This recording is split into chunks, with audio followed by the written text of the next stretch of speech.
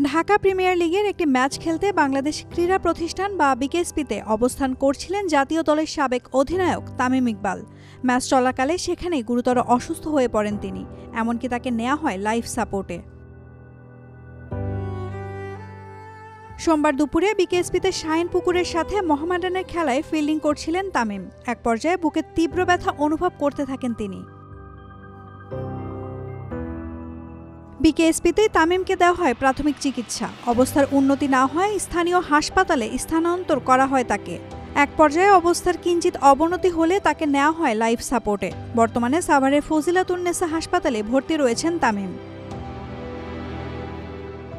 বিসিবির প্রধান চিকিৎসক দেবাশিস চৌধুরী ডেইলি সানকে বলেন, তামিম বুকে ব্যথা অনুভব করছিলেন, তাই তাকে নিকটতম ফজিলাতুন্নেসা হাসপাতালে নিয়ে যাওয়া হয়। তার হৃৎপিণ্ডের ইসিজি সহ কিছু পরীক্ষা করা হয়েছিল। সেই সময় সামান্য সমস্যা ধরা পড়ে। প্রায় সময়ই প্রাথমিক পর্যায়ে এই ধরনের সমস্যা তাৎক্ষণিকভাবে লক্ষণীয় হয় না। সাধারণত 1 ঘন্টা পরে রক্ত পরীক্ষা আরও স্পষ্টতা প্রদান করে। তবে তার প্রথম রক্ত পরীক্ষা ইতিমধ্যে কিছু উদ্বেগের ইঙ্গিত দিয়েছে। তিনি আরও বলেন, তামিম নিজেই অস্বস্তি বোধ করায় এয়ার অ্যাম্বুলেন্সে করে ঢাকায় যাওয়ার পরামর্শ দিয়েছিলেন।